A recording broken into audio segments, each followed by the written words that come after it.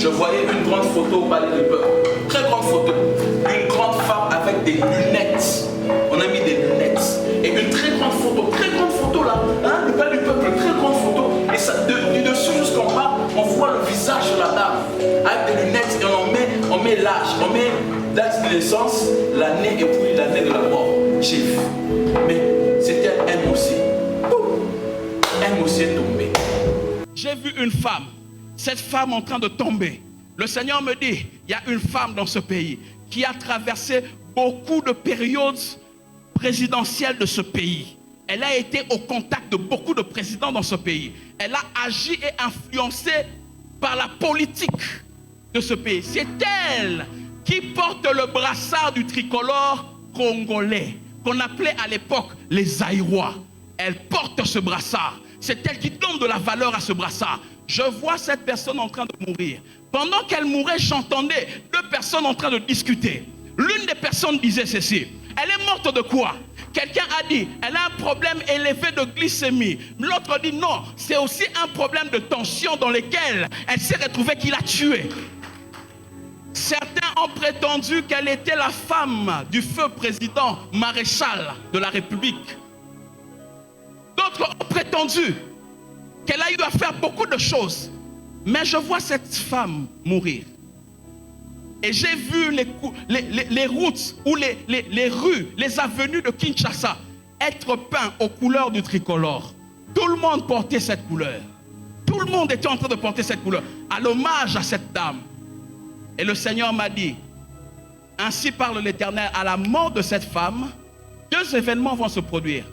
Ce pays qu'on appelle la RDC va reporter la signification de ce tricolore. Il va s'élever en RDC une espèce de plante que la science botanique n'a pas encore découvert, mais qui va guérir énormément de maladies. C'est la couleur verte. La faune de la RDC, la flore plutôt de la RDC, aura de l'importance. La RDC va réellement porter son nom du poumon de l'humanité. On va donner de la valeur aux forêts de la RDC après la mort de cette femme. Et j'ai vu la couleur rouge s'élever. Dieu me dit, à la mort de cette femme, le Seigneur va honorer tous les sangs innocents qui ont été versés dans ce pays. Tout le sang innocent qui ont été versés dans ce pays, le Seigneur va honorer cela. Et le Seigneur me dit, la couleur jaune représente la prospérité. Ainsi parle l'Éternel. Il y a un minerai bientôt qui sera découvert en RDC. Ce minerai fera parler de la RDC plus que toutes les nations. Ce minerai, ce qui est bizarre, c'est quoi? On va le retrouver dans beaucoup de provinces de la RDC. Qui a dit qu'en RDC, il n'y a que l'Est du pays qui est un territoire minier? Actuellement, vous allez constater que beaucoup de provinces deviendront de provinces minières. On va découvrir un minerai particulier à la mort de cette dame, après la mort de cette dame. Mais écoutez l'injonction du Seigneur. Ainsi parle l'Éternel. Quand cette femme va mourir, faites-lui un mausolée. Parce qu'elle a été pionnière dans ce qu'elle a fait.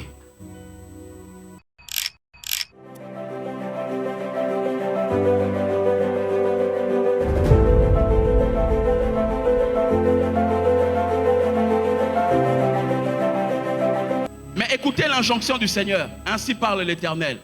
Quand cette femme va mourir, faites-lui un mausolée.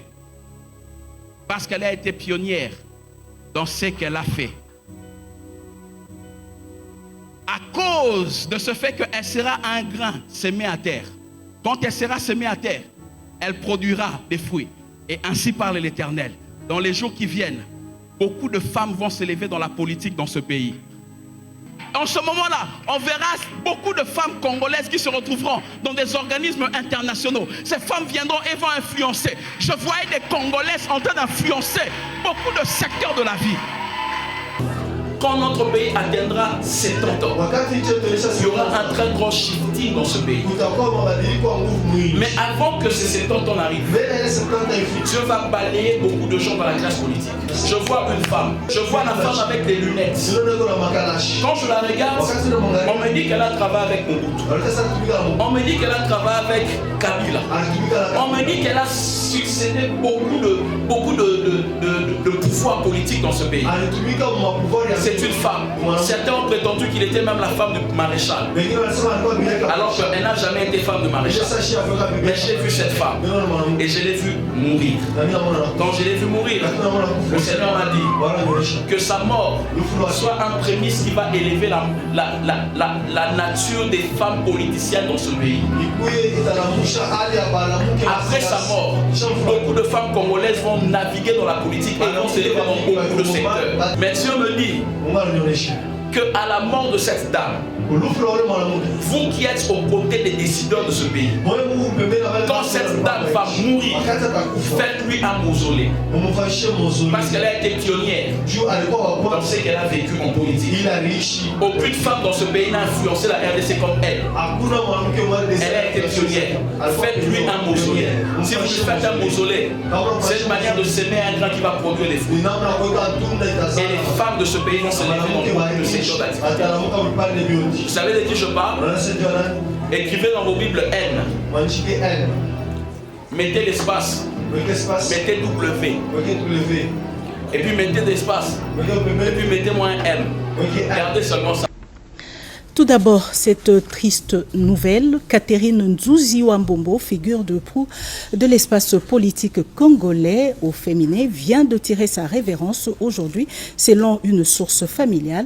Femme politique congolaise de première heure, proche collaboratrice de feu Maréchal Mobutu, elle a occupé plusieurs postes importants dans son parcours politique qu'elle a commencé à 23 ans.